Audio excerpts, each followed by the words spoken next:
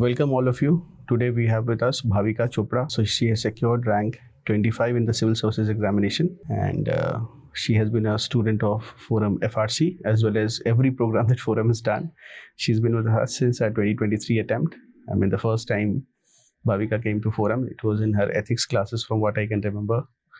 So Bhavika, many congratulations to you on your grand success. Thank you so much, sir. And thanks to Forum also to a very large extent. Wonderful. So Bhavika, first is that what were you doing when the results came? So, funnily enough, I had come back from recording a podcast only with the Secretary of Post, Mrs. Vandita Kaul. And we'd come back, we had just eaten lunch, and I thought that I would, just go back to my room for a minute or two, rest on the bed because it was a tiring day. And I sit down on the bed, I take out my phone, and I see that a PDF is there on a Telegram group. I opened the first PDF, and my name was there on the first page. And I thought to myself, this is not happening. This is a scam. This is a fake PDF. Let's just wait. So I went back to the chat section of Telegram. I opened another group, another PDF. There also Bhavika Chopra is there on the first page. And then I thought, okay, you know what? Maybe this is correct. This is real. And then I opened a third chat before I called up my parents. So I opened up a third PDF. I checked my name. I said 25. I said, oh, maybe it's some other Bhavika Chopra. And then I checked my roll number 2 times. And then I called up my father. So I had just come back from that podcast, and it was a good day overall. It was a great day overall. So you're the first one to see your own result. Who was the first friend who called you? Any friends? My first friend to call me was Divya, actually. He had been with me in FRC. So him... Divya Yadav. Yes, oh, sir. Wonderful. Yes, wonderful. Sir. Him, then Radhika, then my best friends, of course. And then I went and I wrote an exam. I had a departmental exam, a test to write. So I think we had 10 minutes I had 10 minutes to inform everyone. Then I had to switch off my phone and go for that exam. 2:30 I went for that exam. Bhavika, can you briefly tell us about where were you born, your Yes, sir. Early education and family? Yes, sir. So I was born in Shimla, and I was there till about 7th grade. I shifted to Chandigarh in 7th grade because my grandfather's health wasn't too well at that point of time. So we made a decision as a family to shift back. My beginning years were in Shimla, and I think that really shaped me into who I am. And following that, I was in Chandigarh for my higher secondary education. And then I was in Stephens in Delhi. So how were you as a kid? I mean, you were a school topper or something, or how was it like? I hate to admit that I was, sir, to a very large extent, because I remember 1st, 2nd grade, I think that is where it all started. I got a general proficiency prize, and at the end of every year, everyone who got general proficiency would get a book. And I was very fond of reading, extremely fond of reading. I could read books, newspapers, magazines, whatever was given. So my goal was never to come 1st or 2nd. It was just the book that would come at the end of the year. When did you decide to prepare for civil services? What is it in school or when you came to Stephens? When did it happen? So I think everyone has an Indian dad, and everyone who has an Indian dad has this kind of notion of being pushed into this. My father, of course, suggested it, but he never enforced it on me.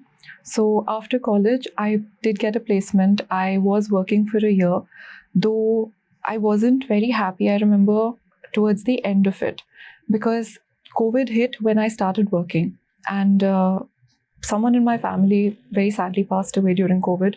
That was a very tough time for the family, which is when I realized that I'm not able to do anything. I was feeling very helpless, and my aunt was going through a very tough time. She was a single mother. She had a daughter, and my uncle who had passed away, he had a lot of issues. So just wanting to do something about that, wanting to help out in some way, sitting there helplessly reading the news, the numbers that were there in the news, it made me feel like maybe there's something else I need to do. In addition to that, I remember in college we had a very nice professor named Mrs. Poonam Kalra.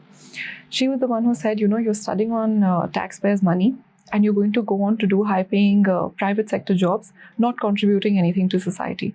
So I think this incident where a loved one passed away and I was feeling so helpless, coupled with those scruples that I felt inside me, that was the time when I decided, maybe my education needs to be put to better use somewhere else. that's when I decided that maybe the civil services is the best avenue to do what I actually want to do. So while a lot of students from St. Stephen's and have been there from our very first batch, Miss Meenil Karnwal was there. So she was not very happy with the ethics classes back then. So I wrote the entire ethics red book because she had given that I had sent her a message that challenge accepted. And the good thing that happened was that Benzo was there from St. Stephen's. He had gotten a good 130 plus marks and he was there in the class and he had been said that, look, this is the best candidate and he had gotten a good rank in the IAS. So how did you come to know about ForumIAS? So I came to know about it from my mentor who was guiding me throughout this entire process. She's a retired IAS officer as well. And she said that Forum has very nice simulators. The first year I wrote prelims was 2022. And she said ki Forum ke simulators pakka karne hai. So I had never heard of Forum sadly before that. So she said that, go ahead, purchase those simulators, just write those tests. And it was my fault that I never did it very religiously. And that time, of course, I was going in 3 months of preparation. So that was the first time I got to know about Forum.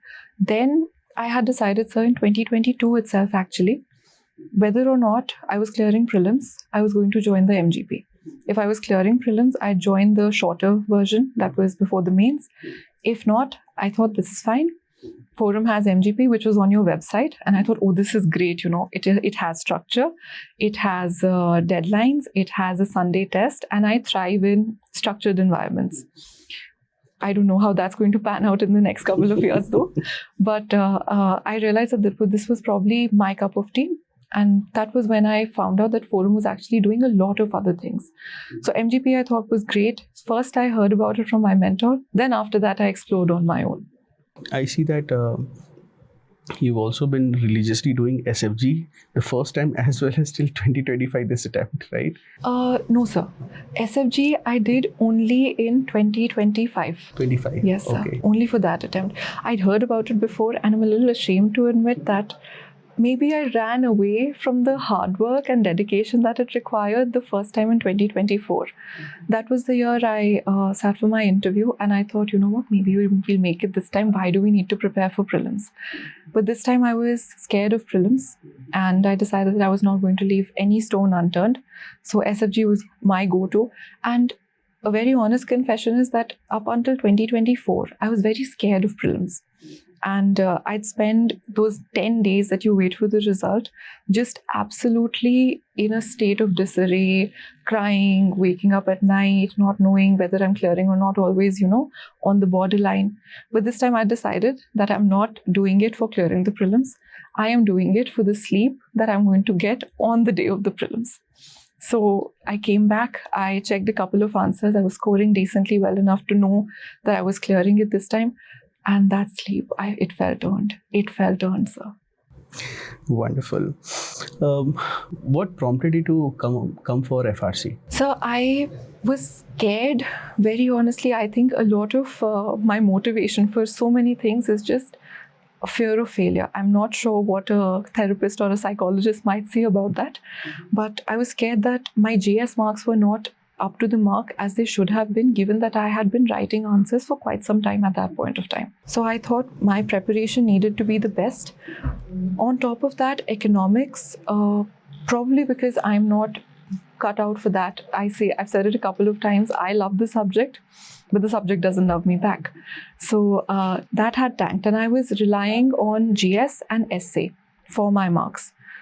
Sadly, in 24, again, I could not clear the prelims, so I had some time to work on my other optional. So that really worked out. And FRC, I thought, was going to give me that edge over a lot of other people. Whatever said and done, I think it's a relative exam at the end of the day. And I thought that I'll finish up my GS, I'll finish up my optional, I'll get the kind of tests that I need to do done and out of the way. And this kind of hard work, that particular period of grind, I just wanted to do it to make sure I wasn't leaving anything up to chance. Wonderful. So you were from the very first mains batch of FRC. Yes, sir. And how did your day look like during FRC. Yes. We had a plan, but you must have had your own plan, or did you follow the plan, and how did your day look like? So my plan was largely contingent on whatever was going on during the day. I remember there were current affairs classes. So usually what it used to look like was we had a very amazing library. And I think the amount of time I've spent in that library studying, I have not spent that kind of time studying anywhere else. And when I came back to Chandigarh also, I looked for a library that would give me that kind of study space, but didn't work out. In the morning, I used to head to the library right after breakfast, followed by those current affairs classes, take maybe a nap for 30-40 minutes, go back to my accommodation, eat lunch, come back to the library. Then we used to just sit and study the entire time, and we never felt like we were doing something very different. Then we used to head out for maybe a cold coffee or tea or whatever in the evening, come back, study again in the library, maybe go back for an hour or so, talk to family, talk to friends, go for dinner in the mess, and come back, maybe end our day at 11 or 12, depending on how tired we were. And the same cycle repeated itself all over again. Any friends that you made, and any people whom you admire? Because the whole purpose of FRC was, that we get a bunch of people who have trouble achieving their goals, and then we bring them together because they have so one point is that we had when we selected your application also was that they should have studied at least once in life.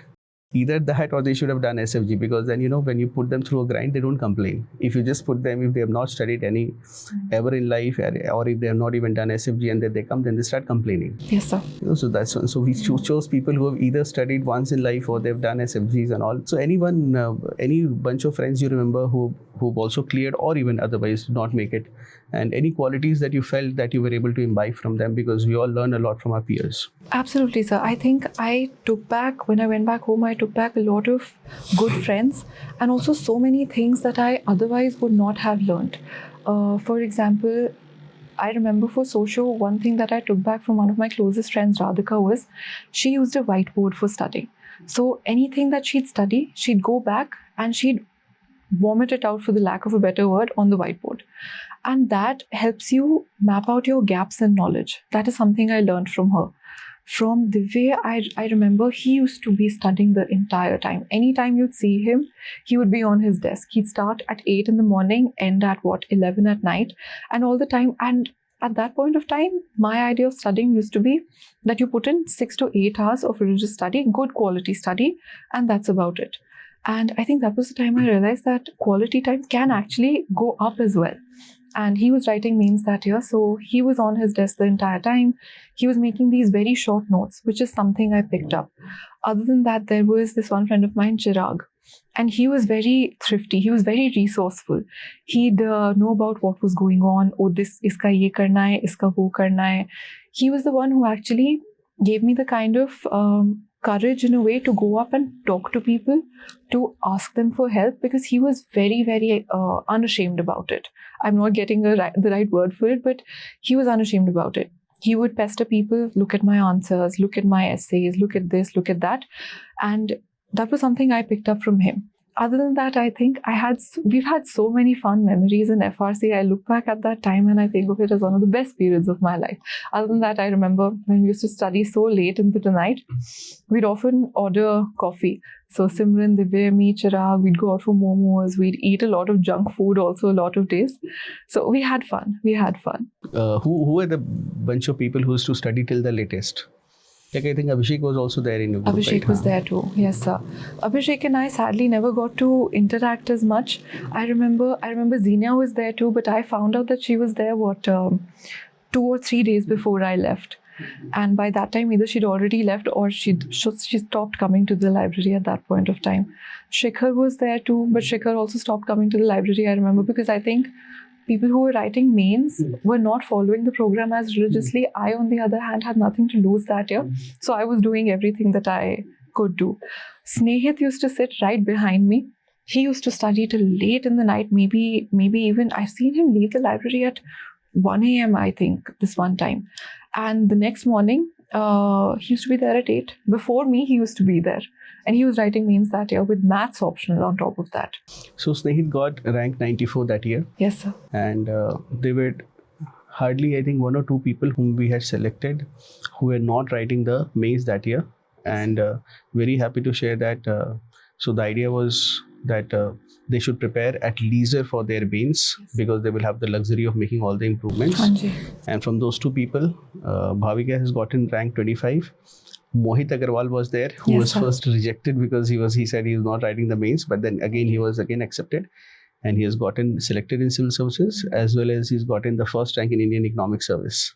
Oh, yes, sir. Yes, sir. So He used to study till very late too, as far as I remember. he's Hanji. also very hardworking. Yes, sir. But we were able to somehow bring in some very good competition in your I think group. so too, sir. I think I had two other friends, in fact, Disha and Anshita, and we'd always get around to discussing answers. Just that peer group that you get when you're studying in such an environment where so many smart people are studying, and dedicated people, not just smart, also dedicated. That environment, I think, was unmatched, and I had not experienced it, very frankly, since college. So just having people push each other, realizing that there are blind spots that were seen by my friends and not by me, and having them pointed out and then rectified. I think that really helped out. Coming to the prelims examination, now we have prelims happening in a month. Yes, sir. If you were to go back and let's say you were mentored by, as you said, a retired lady IAS officer.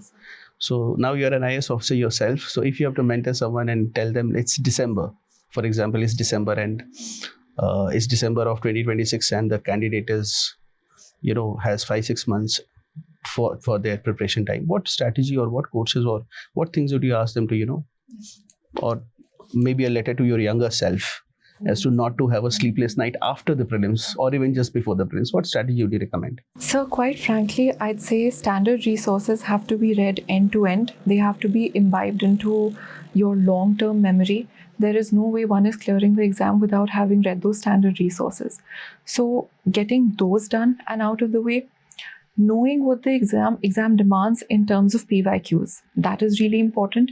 And for that, I think I relied a lot on SFG, because I remember in 2024, towards the end of 2024, I think 26th December was the first SFG test that I wrote. I remember my dad used to wake up with me, and 5:30 we used to wake up. I used to study, maybe not study, maybe solve a couple of questions, because studying was the day before, of course. And we used to drive down, blast Punjabi music in the car, and drive down to the center, go and write the exam.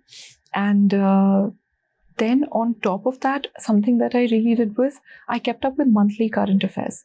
So monthly current affairs coupled with daily tests, coupled with PYQs, and on top of that, coming back and actually revising those tests right after they ended. That really helped out, because I used to come back. I had the question paper in front of me. I used to open up the answer key, check before even the result used to come out for SFG daily. I used to check how many questions I'm getting correct, how many questions I'm getting incorrect. And the questions I got incorrect, I'd write down the answer or like a small tidbit right next to the question. Then a second level of analysis that started happening a little later on was whether or not I was getting concept questions correct, because that I felt was more important. Facts can be mugged up and usually are mugged up closer to the exam. That is my opinion, of course. But concepts, if they are crystal clear in your head, chances are very less that one will forget. So that used to happen a lot. So prelims has one recipe, I think, PYQs supplemented by daily tests, and then full-length tests towards the very end, and monthly magazines or daily newspaper. Newspaper was something that I did every day. I know a lot of people say that it doesn't actually aid preparation, but I enjoyed reading it. I have a lot of fun reading the newspaper. To me, it's like masala. So I would read everything end to end, be it the Bollywood pages, the sports page, everything. So you're a voracious reader. I'd like to believe so, sir. Yes. So this is my request to you, though you already have been a voracious reader yourself. Yes, sir. What I feel is that sometimes when toppers, I was interviewing a mock interview with one of the rank holders with a rank 1, and he said that, sir, I haven't read the newspaper. Now my point is that when the internet is watching you as a selected candidate, a lot of young people from St. Stephen's are going to watch you. So when you say that, for example, when you have those St. Stephen's students are likely to be bright with respect to their language skills, isn't it? Because you have to do really well in school to get into Stephen's in the first place, right? But averagely, when an ordinary aspirant is watching you and he reads that you haven't read the newspaper. The problem that we as mentors face is that some of the students have been raised quite well with good reading habits. So they're not going to face any reading challenges in civil services. Yes. And with the kind of paper you see that civil services, both ethics paper, essay paper, and now prelims paper also, Yes, sir. they require much above average, to some extent, exceptional reading skills. To some extent. One could say that, sir. And when some toppers end up saying that I did not read a newspaper, a lot of ordinary aspirants, they think that you got selected because of not reading the newspaper, very well forgetting fact that if somebody has reached a top college like St. Stephen's, which is the number one college which we like to believe are the top college for Among, yes, sir. So you must have done a lot of things right. And when as toppers, when we say that, so a lot of students think that we don't have to read the newspaper, and and let's say sometimes it takes 1 or 2 years for people to prepare. So they've completely missed the learning curve. Reading the newspaper isn't about current affairs. It's about a lot of other skill sets that you generate. Perhaps that is correct, sir, because just decoding a lot of editorials, reading between the lines, also a lot of, in my opinion, in today's day and age, media literacy. What a particular news event is trying to portray, or I think we can cut this part out. This is, I think, too much. Hanji. But reading the newspaper also, like reading between the lines, trying to understand what a person is saying. Again, reading everything from both ends of the political spectrum to again gain a balanced opinion, because that is what is eventually going to be required of people. So one, reading the newspaper, it is essentially making sure that you are understanding why a particular piece of writing is evoking the kind of feelings in you that it is. What the person is trying to convey is the very basic line, and why the person is writing the way they are writing. Again, on top of that, are they twisting facts? Are they twisting figures? And it plays a part, I think, in the exam, in the CSAT paper to a very large extent. A lot of people who read very regularly tend to do well in reading comprehension, because you could just skim through a paragraph, and because I think frequent readers have this habit of summarizing things in their own head, solving those questions perhaps becomes a little easier when you read the newspaper. So that learning curve could be because of that. Again, maybe I'm not the right person to advise people on this, because I've been reading since a very young age. And I think the brain does its own thing, develops those neural pathways where things become easier as you keep doing them more often. But I think reading the newspaper is something that people should not skip. If nothing else, at least the editorials, at least the main newspaper page, and things that they are interested in. If it's a sports page, then a sports page. If it's Bollywood news, then Bollywood news. Why not? A lot of students, because right now we have the prelims examination in a month or so, a lot of students are worried that, their SFG performance. Yes, sir. So you clear this exam with a top rank 25. And how were you performing in SFG? Like you're always in top 10 or top 20, or how was it like? So very frankly, I think I got luck also plays a very huge part in it. But SFG, in my opinion, this is something I told my friends who were writing SFG this year as well, and do continue to write it, that SFG ends up showing results not right now in April, but towards the end of May, which is when it is important, right? Because I was scoring about in 50s, in 60s. It was very rare for me to cross 80s, because it's a 50-mark paper for SFG. And then I remember SFG level 2, my scores suddenly shot up. I wasn't doing anything different, but I was getting a lot of questions correct. Even in simulators, all of a sudden I was able to do a lot of things correct. In retrospect though, I can say that perhaps it was that knack of solving questions that comes to mind. I won't say tricks or techniques, because that's a very misleading term that a lot of people use, but a knack for solving questions, a knack for developing lateral thinking rather than just using one particular subject for solving a question. If I were to give an example, something like a scheme run by a ministry, if I think that I can do that and I can learn every scheme that every ministry is running, it's humanly impossible. I will not be able to study for the other subjects. But just developing that knack. There was a question in 2025 itself, I remember, which was linking ministries with either departments or particular PSUs. And that is where lateral thinking really helped me. That a heavy machineries ministry is not going to be responsible for this scheme. It's going to be some other ministry perhaps. So that lateral thinking gets developed when you write a couple of tests and you realize that, okay, I don't have to rely just on the subject. I can also think outside the box. And what are the 2 or 3 mistakes that people, because you've given attempts and you've also seen success and failure at prelims, what are the 2 or 3 mistakes that you think people make or are likely to make in the prelim stage in their preparation or in the exam hall? What mistakes do people make? So if I were to talk about in the exam hall, I think it's just losing your calm. The paper, I've realized it's a lot about mindset, a lot about how you're feeling on that day. So we have to go in with a very rock solid mindset that nothing is going to faze me. I remember in 2025 when I was writing the prelims exam, the UPSC has gotten a lot stricter with good reason for making candidates sit for the exam. So I had a clip in my hair. I didn't have an elastic, and they asked me to take it off. And I didn't have an elastic on me, so I was a little worried. But then I remembered, no matter what happens, we're going to keep our cool, we're going to figure it out. I took a pencil and I made my hair into a bun, and that is how I wrote the entire paper. So anything can impact us, and this is an external circumstance. The paper, for example, in 23, I remember when I wrote it, I laughed to myself because in 22, when I had written the paper, my mom and I had decided that we were going to absolutely leave the only 1, only 2, only 3 questions. And I opened up the 23 paper and I realized that half the questions are only 1, only 2, only 3. I cannot possibly leave all the questions. So I learned, I think, to take things a little lightly. And this is not just for prelims, I think generally also. This is something that I've inculcated because of the exam, that the lighter you are with things, the easier I think it becomes.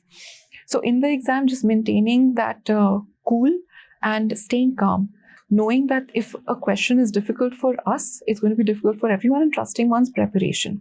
Now, if I work backwards from this, trusting one's preparation comes from having done enough, making sure that you're not leaving what the other people are definitely doing. Everyone's doing PYQs.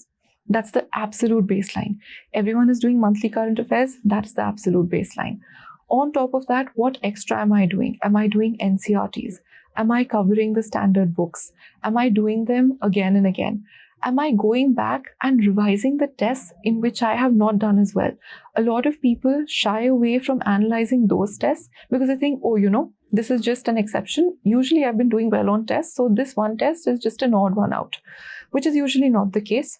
One test going bad also means that there is something in the questions that you have missed out on and you need to go back. So not shying away from failure in the preparation stage. That, I think, is one mistake that people should not absolutely make. If you can recall, what was the best rank that you got in SFG and what's the worst rank that you got? So I think the best rank I got was 2 in a polity test right towards the very end. And the worst rank that I got was somewhere around 400 or 500. I don't exactly remember, but it was lower than 400. That I was sure about. So Bhavika, did you face challenges in CSAT or CSAT was not your bottleneck? So I had maths till about 12th grade. So CSAT was never an issue. RC again was something that I could handle. One thing that I followed very religiously for CSAT was that I used to attempt whatever mock test or paper that I was attempting in that given time period, and knowing that I don't have to focus on the subject particularly. I don't have to solve logic separately or RC separately, but solve the paper as a whole, which is, I think, different from GS. When we're solving GS, we usually end up going either for polity first or economy first or geography first, depending on our strength. For CSAT, I would pick out the easy questions, and I think just writing those mock tests helped me pick out the easy questions in the actual exam as well. And I remember in 25 when I read the paper, it was very hot because it was the afternoon, and in Chandigarh anyway it's very warm. So I remember flipping through the paper and I looked at 1 question, 2 questions, 3 questions, 5 questions on page 1, 10 questions on page 2, and I couldn't find one single easy question. And then I realized that, no, we have to be calm. And then I started off with some logic questions. Then I came back to the first 10 questions. And I was able to solve 6 out of them. 6 out of 10 questions I was able to solve, which is saying something because 10 questions I'm looking at them. When I got around to solving them, I realized, oh, they're actually very easy questions. So no strategy for CSAT except for solving the PYQs, the past year papers in that given time period. 2 hours, end to end. I'd have my mom either set a timer or come to my room and tell me that, you know what, time is up. How much have you solved? And just being in touch with CSAT, solving around 5 questions every day, not more than that, December onwards. What was your strategy for 2 subjects, actually 2 papers? One is the ethics and the other is essay. Yes, sir. So what was your source of material and what was your strategy for GS paper 4 and for essay? Yes, sir. So for GS4, of course, I had the lexicon book, which I didn't read even once. But I remember in 2023, right before the mains, I heard that you were doing that Ethics Plus course. And I thought, you know, my optional is stacked. I have to rely on E2, O2. I have to rely on essay and ethics. So I decided, you know what, we're going to sit down. We're going to do these classes.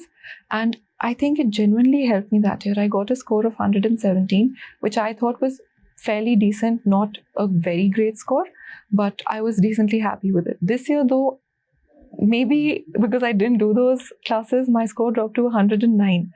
Again, a lot of people would say that, oh, it's a decent score, but I think given that people are scoring very high in that, perhaps some mistake I made somewhere which I don't know. So ethics, I remember watching those classes. I remember writing those tests. Then one thing that I would do with my dad every single night before the mains was, we'd sit down for about half an hour, pick up a case study. I had this booklet of PYQs for case studies, and we'd discuss point by point what the issue was, who the stakeholders were, what the way forward was going to be, what acts we were going to put in it. Everything we used to discuss for those 30 minutes. So that was my case study preparation with my dad. That I think I credit to him. Case studies, if I've done well, it has to go to him. And essay, what are the 2 or 3 things, or what was your approach towards the essay paper? So the essay paper, I would say I didn't do much. I just wrote a lot, because every single week or every single day, I was writing at least a page on everything that I'd studied that day. And I was trying to connect the dots. I am also someone who writes a diary every day. I'm one of those nerds who does that. So I'd write about my day, how I was feeling, and get it out of my system. I'm also a very strong believer in that entire theory of a faucet. When you open it, the first batch of water that runs out is going to be very muddy. So you open the faucet, you wait for the cleaner water to come out. So just staying in practice, that really helps. What I would also do is, I made a universe with a friend of mine, of course, whom I was studying with. We made a universe of everything, which was our essay universe was going to have things that we could pull from either Greek mythology or Hindu mythology, or books that we'd read, or world history. So anytime a topic would come up, first we would think of our arguments, then we would think of our universe. From our universe, what fits our arguments? Does an example from world history fit in? Does an example from geography fit in? Does an example from public admin fit in? So following that brainstorming process, where first we think about the arguments, then elaborate it with examples. And one mistake that I've seen a lot of people make, I don't know if it's rewarded or not, frankly, a lot of people think of examples first, then come down to arguments. We thought we'd reverse engineer it. We'd think of arguments first and only use examples to substantiate our arguments. That is something I did very differently this time, though the scores don't reflect it. I got 125 on 131, but that really helped out. So you have changed your option from economics to sociology. Yes. How did you find the courage to do so? So I think my parents were my biggest supporters when it comes to this, and my mentor. She is very well versed with socio, but she thought that because I had done economics as my graduation subject, I would do well in that. I thought so too. Fundamental mistake. We have to stay in places that love us back, not where only we love them. But choosing socio came from a place of really liking the subject, of course. And I did a little bit of a background research on what kind of material I would need to study, how many hours I need to put in. quite frankly, had I given the kind of time that I've given to economics and had that time been invested in social, maybe things would have been different and I could have cleared with better marks in 2023 itself. But no regrets, of course. So finding the courage, I don't know. I really don't know where I get it So from. studying the whole subject afresh, Yes, sir. though of course there is a charm to it because socio has its own charm, and plus studying the humanity subjects has its own pleasures and something that Absolutely. you. So the context, I would say that Bhavika not just changed her option, she's also scored 287 in socio.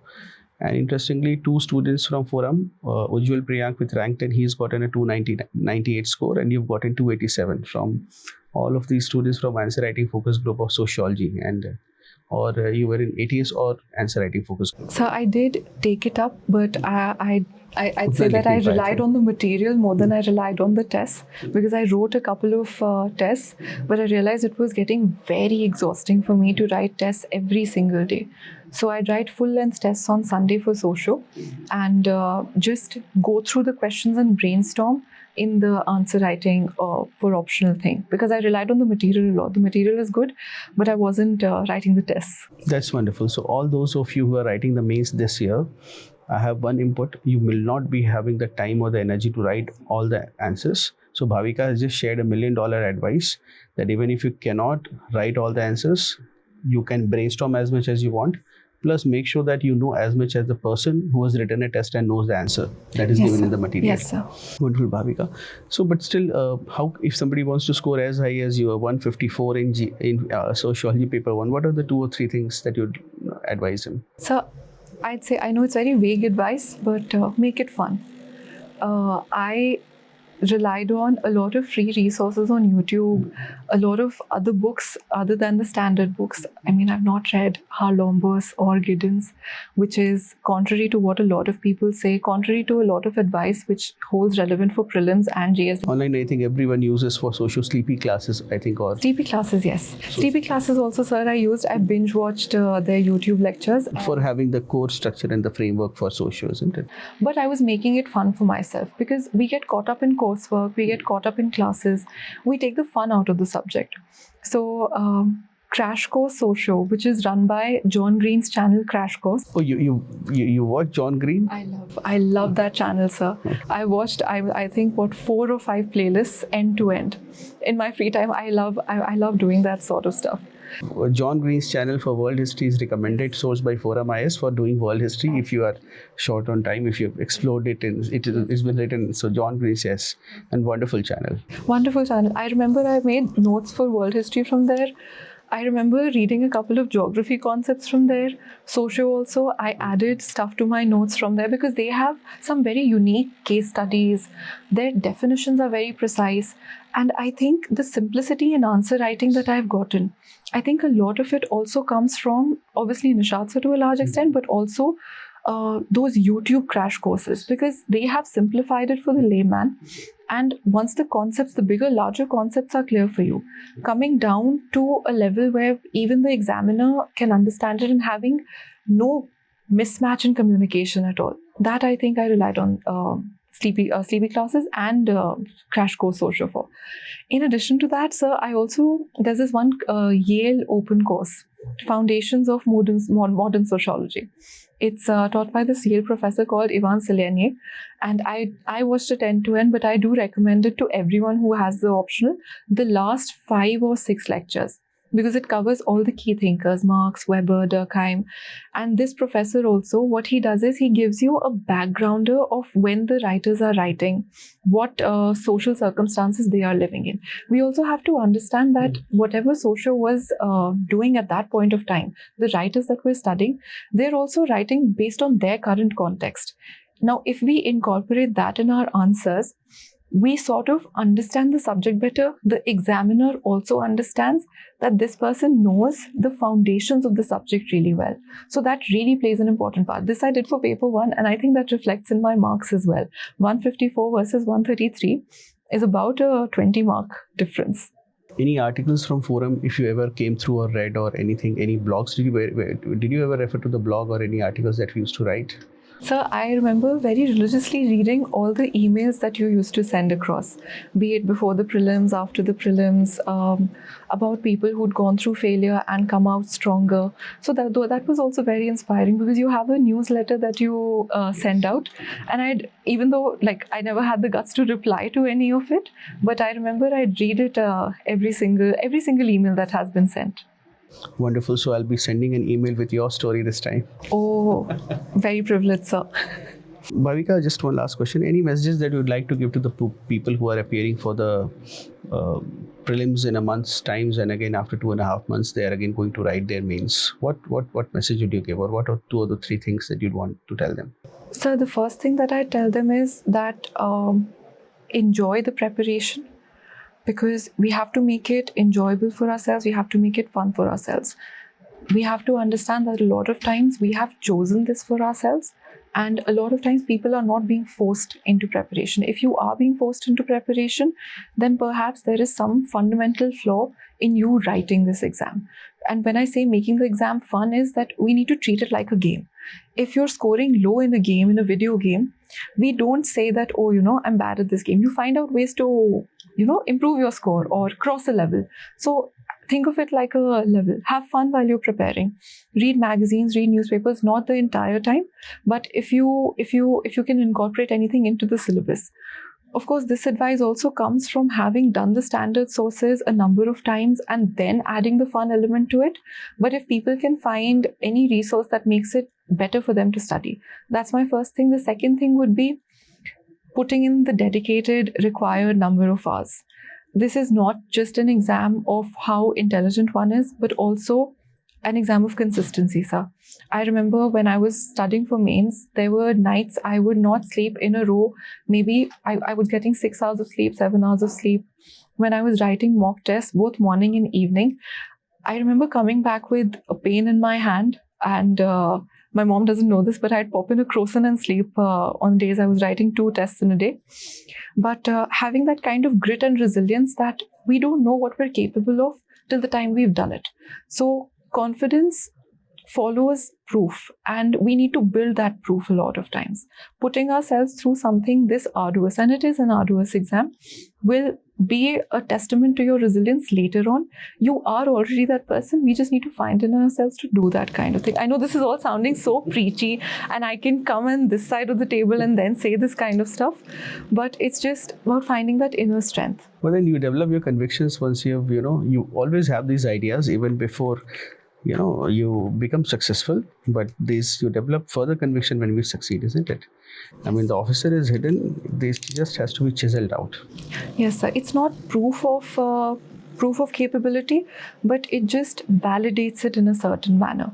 A lot of capable people I know who've not cleared the exam before also, a lot of people will not also make it through the prelims this time, who are very capable. I mean, all of us know that sometimes prelims is the biggest hurdle. And it's just finding that resilience in themselves to know that they are capable, and the exam just validates that. It doesn't build that up. So thank you so much, Bhavika, for your time, and it was wonderful having you. Likewise, sir. Thank you so much for having me. This was a very fun conversation. I think I've talked a lot at you rather than talking to you, and I'm sorry if I've come across as brash. You've been a perfect person to talk to. Thank you, sir. Thank you.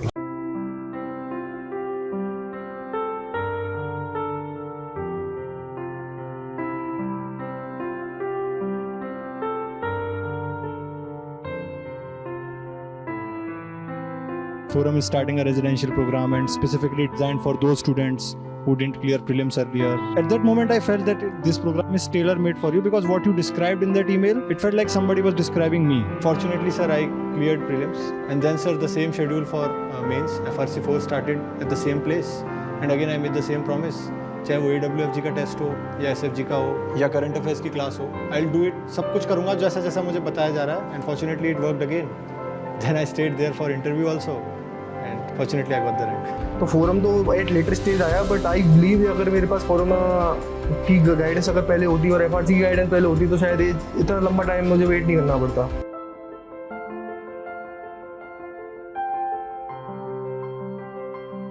Mail आया था FRC का, तो मेरे को अच्छा लगा कि जो सेटअप था वो अच्छा था, कि जैसे 11th-12th में पढ़ते थे ना कि जबरदस्ती पढ़ाया जाएगा, वो था। तो मैंने कहा ये तो बेस्ट है, अगर ये पहले होता तो काफी अच्छा हो जाता, तो मतलब इतना टाइम नहीं लगता।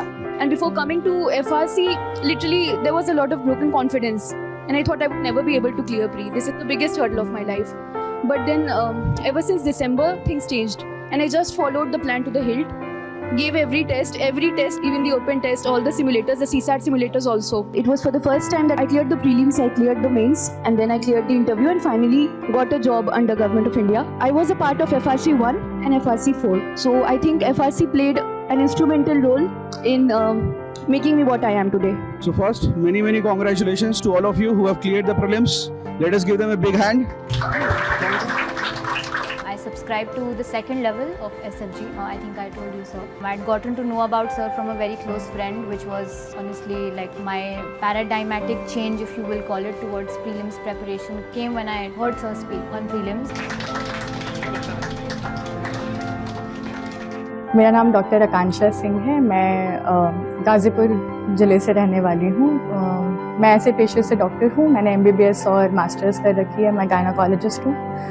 ये मेरा सेकंड अटैम्प्ट था जिसमें मेरी 301 रैंक आई है UPSC CSE 2025 में।